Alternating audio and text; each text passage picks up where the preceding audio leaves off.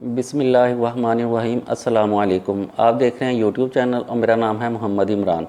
سب سے پہلے تو ایک کل سے جو الیکشن کمیشن کا فیصلہ آیا ہوا ہے اس کے اوپر بات کر لیتے ہیں۔ کل سے بڑا اس کے اوپر رولا بنا ہوا ہے۔ الیکشن کمیشن نے جو فیصلہ دیا ہے نا، اس نے دیا ہے ممنوعہ فنڈنگ کے خلاف۔ اچھا، یہ ممنوعہ فنڈنگ اور فارم فنڈنگ ہوتی کیا ہے؟ میں سب سے پہلے آپ کو آسان لفظوں میں سمجھا دوں کہ پارٹیوں میں دو قسم کی فنڈنگ ہوتی ہے۔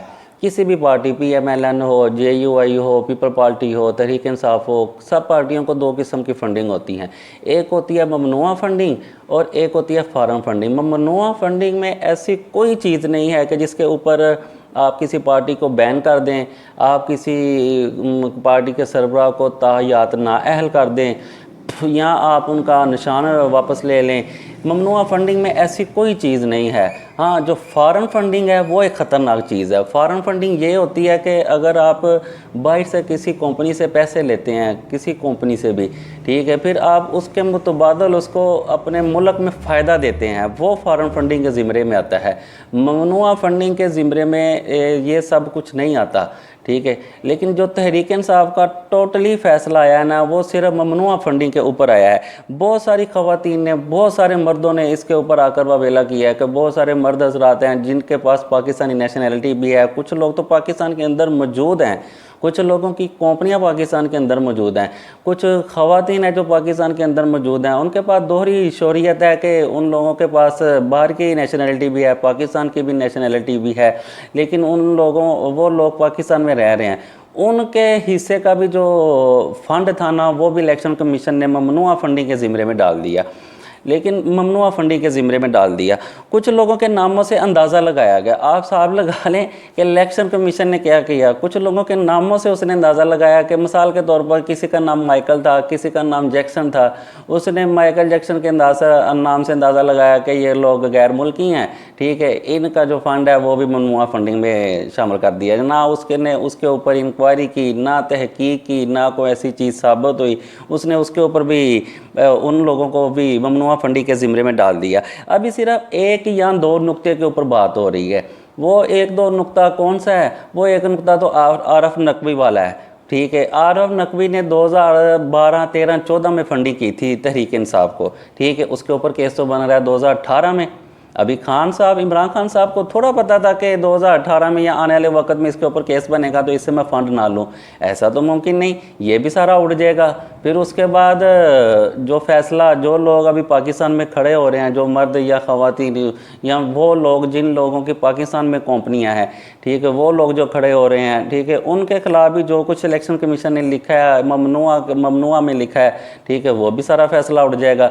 پھر اس کے بعد کل سے 1 درجن سے زائد حکمراں اتحاد نے پریس کانفرنس کر دی ہے۔ سب سے زیادہ تو پریس کانفرنس نون لیگ کی ہیں، ٹھیک ہے۔ نون لیگ نے کل سے تو ویلا مچایا ہوا ہے۔ پھر اس کے بعد جے یو آئی والوں نے، فضل الرحمان صاحب نے بھی اس میں حصہ ڈال لیا ہے، پیپل پارٹی والوں نے بھی اس پریس کانفرنس میں حصہ ڈال لیا ہے۔ پھر ایک پاکستانی ناصر نام کا آدمی ہے، ٹھیک ہے، اس کی شادی ایک انڈین نژاد عورت سے ہوئی ہے۔ مثال کے طور پر انہوں نے $10,000 دیا تحریک انصاف کی پارٹی فنڈ میں، تو الیکشن کمیشن نے کیا کیا کہ اس کی بیوی کے جو حصے کا تھا 5,000، وہ اس نے ممنوعہ فنڈنگ میں ڈال دیا۔ حالانکہ ایسا تو ممکن نہیں، ٹھیک ہے، کیونکہ ظاہر ہے ان دونوں کا جوائنٹ اکاؤنٹ تھا، وہ جوائنٹ اکاؤنٹ سے پیسہ بھیج رہے ہیں پارٹی فنڈ میں، وہ کیسے دے سکتے ہیں؟ پھر دوسری بات، امریکہ میں ایسا ممکن ہی نہیں کہ آپ بغیر رجسٹرڈ کیے یا آپ بغیر کوئی کمپنی بنائے فنڈ اکٹھا کسی پارٹی کے لیے کر سکے۔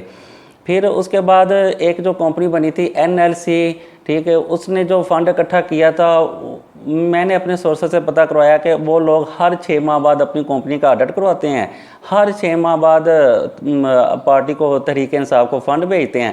پھر جب وہ فنڈ بھیجتے ہیں تو وہ فنڈ کی سارا ڈیٹا، سارا ریکارڈ تحریک الیکشن کمیشن کے پاس اپنا جمع کرواتے ہیں۔ پھر اپنی ساتھ تصویریں بھی لیتے ہیں تاکہ کل کلا ہمارے پاس یہ سارا معاملہ جمع رہے۔ پھر اس کے اوپر ایک بڑا واویلا کیا جا رہا ہے، جو انڈین نژاد عورت ہے، جو پاکستانی ایک ناصر آدمی ہے، اس کی بیوی ہے، کہ وہ جی ایک غیر ملکی ہے، یہ انڈین کمپنی سے فنڈ لیا جا رہا ہے، حالانکہ وہ تو جوائنٹ اکاؤنٹ سے رہا ہے، پاکستانی اس کا میاں ہے، اس کا ہسبینڈ پاکستانی ہے، وہ کیسے ایک انڈین کمپنی سے فنڈ ہوگا؟ کسی صورت نہیں ہوگا، یہ بھی اٹھ جائے گا سارے کا سارا۔ پھر دوسری بات، خان صاحب کے اوپر جو بیان حلفی کا لگایا جا رہا ہے کہ جی خان صاحب نے بیان حلفی دی ہے، خان صاحب جھوٹے ہو گئے ہیں، خان صاحب ایماندار نہیں رہے، خان صاحب کو نااہل کیا جائے۔ مریم اورنگزیب پریس کانفرنس کر کے کہہ رہی ہیں کہ خان صاحب کو چیئرمین شپ سے استعفیٰ دے دینا چاہیے۔ خان صاحب نے تو ایسا بیان حلفی دیا ہی کوئی نہیں، نمبر 1۔ نمبر 2، خان صاحب نے ایک صرف سمپل سرٹیفکیٹ دیا تھا، ٹھیک ہے، جب الیکشن کمیشن نے مانگا تھا ان سے، انہوں نے ایک سمپل سرٹیفکیٹ دیا کہ صرف اس میں لکھا تھا کہ جی میرے علم کے مطابق جو کچھ لکھا ہے وہ درست ہے، یعنی جتنے اکاؤنٹوں کا انہیں معلومات تھی، جتنے اکاؤنٹ کا انہیں پتہ تھا، ان کے مطابق انہوں نے سب کچھ بتا دیا کہ جی میرے علم کے مطابق جو کچھ بھی ہے وہ سب کچھ درست ہے۔ پھر اس کے بعد ایک یا دو نقطے ہیں میرے خیال سے جس کے اوپر نا پی ڈی ایم والے بہت زیادہ شور اور واویلا کر رہے ہیں۔ ابھی کیا ہوگا کہ شاید نون لیگ والوں کو جلدی ہے، پیپل پارٹی والوں کو جلدی نہیں کہ ہم سپریم کورٹ میں جائیں۔ نون لیگ والوں کو کیوں جلدی ہے؟ نون لیگ والوں کو یہ ہے کہ ہم سپریم کورٹ جائیں، سپریم کورٹ میں فل بینچ کی ڈیمانڈ کریں تاکہ فل بینچ بنے، فل بینچ میں خان صاحب کو تاحیات نااہل کروایا جائے۔ لیکن میں نے اپنے سورسز سے بڑے بڑے نامور جو قانون دان ہیں ان سے ان سے بات چیت کی، ان سے پوچھا، لیکن انہوں نے کہا کہ اس میں ایسی کوئی چیز نہیں ہے، یہ ٹوٹلی جو فیصلہ آیا ہے ممنوع فنڈنگ کا ہے۔ ہاں اگر فارن فنڈنگ کا فیصلہ ہوتا تو پھر شاید خان صاحب کے لیے مشکل پیدا ہو جاتی، خان صاحب کے لیے مشکل کھڑی ہو جاتی، لیکن یہ سارے کا سارا فیصلہ ہے ممنوع فنڈنگ کا۔ اس کے اوپر تو نہ تو خان صاحب تاحیات نااہل ہو سکتے ہیں، نہ خان صاحب کا نشان بلے کا نشان واپس لیا جا سکتا ہے، نہ خان صاحب کے اوپر کوئی پابندی لگ سکتی ہے، نہ خان صاحب کے جو پارلیمان ممبر ہیں ان کے اوپر کوئی پابندی لگ سکتی ہے۔ ہاں جو نواز شریف کا تھا معاملہ، جو یوسف رضا گیلانی کا معاملہ تھا، اس کے اوپر بھی فل بینچ نہیں تھا بنا۔